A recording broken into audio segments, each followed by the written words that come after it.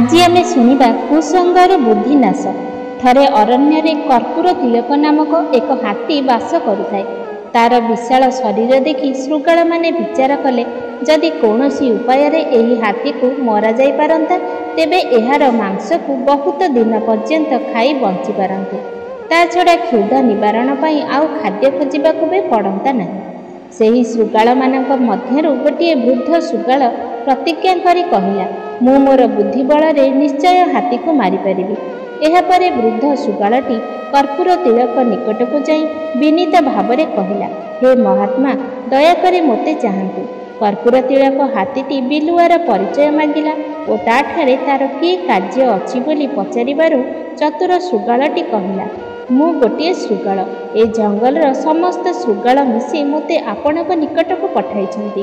ଆପଣଙ୍କୁ ଆମେ ଆମର ଖାଲି ବନ୍ଧୁ ଭାବେ ଗ୍ରହଣ କରୁନାହୁଁ, ତାଠାରୁ ଅଧିକ କିଛି ଦେବାକୁ ଚାହୁଁଛୁ।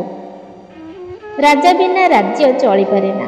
ରାଜା ଯୋଗ୍ୟ ହେବା ପାଇଁ ଯେଉଁ ସବୁ ଗୁଣ ଆବଶ୍ୟକ, ତାହା ଆପଣଙ୍କ ପାଖରେ ଅଛି ବୋଲି ଆମେ ଜାଣିପାରୁଛୁ।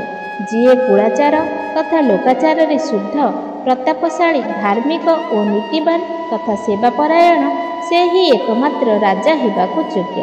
ଆପଣଙ୍କଠାରେ ଏସବୁ ଗୁଣ ଥିବା ଯୋଗୁଁ ରାଜା ପଦରେ ଅଧିଷ୍ଠିତ ହେବା ପାଇଁ ଯୋଗ୍ୟ।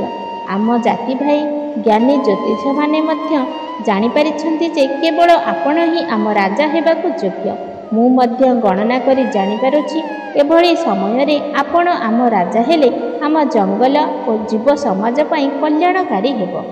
କର୍ପୂର ତିଳକକୁ ଛଳନାରେ ବୁଲେଇ ଦେଇ ଶୃଗାଳ କହିଲା, ଆପଣ ଶୀଘ୍ର ଶୀଘ୍ର ଆସନ୍ତୁ, ନହେଲେ ରାଜପଦରେ ଅଧିଷ୍ଠିତ ହେବାର ଶୁଭ ଲଗ୍ନ ଗଡ଼ିଯିବ।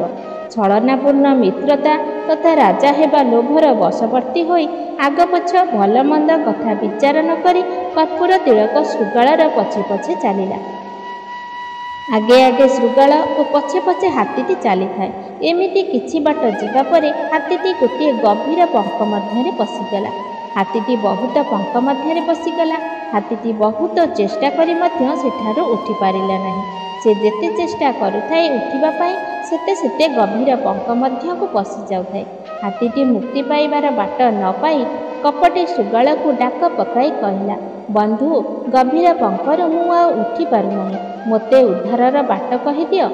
ଦ୍ରୁତ ଶୃଗାଳଟି ତାଚ୍ଛଲ୍ୟର ହସି ହସି କହିଲା, ପ୍ରଭୁ, ମୋର ଲାଙ୍ଗୁଡ଼ର ଅଗ୍ରଭାଗକୁ ଶୁଣ୍ଢରେ ଧରି ଉଠି ଆସନ୍ତୁ। ରାଜା ହେବା ଲୋଭର ଫଳ ହାତୀ ଭୋଗ କଲା। ସେ ସେହି ଗଭୀର ପଙ୍କ ମଧ୍ୟରେ ପଡ଼ି ଛଟପଟ ହୋଇ ପ୍ରାଣ ତ୍ୟାଗ କଲା। ସାଥୀ ଶୃଗାଳମାନେ ବୃଦ୍ଧ ଶୃଗାଳର ଚତୁର ବୁଦ୍ଧିକୁ ବେଶ୍ ପ୍ରଶଂସା କରିବା ସହିତ ମହାପଙ୍କରେ ପଡ଼ିଥିବା ହାତୀକୁ ଆନନ୍ଦରେ ଭକ୍ଷଣ କରିବାକୁ ଲାଗିଲେ। ଏଠାରେ ଆମେ ମନେ ରଖିବାର କଥା ଯେ ବୁଦ୍ଧି ବଳରେ ଅସମ୍ଭବ ସମ୍ଭବ ହୋଇଥାଏ, ଖାଲି ଶରୀର ବଳ ଶ୍ରେଷ୍ଠ ବଳ ନୁହେଁ। ତେଣୁ କଥାରେ ଅଛି, ବୁଦ୍ଧି ବିଚାରି କାର୍ଯ୍ୟ କଲେ ବିପଦ ନ ପଡ଼େ ଭଲ।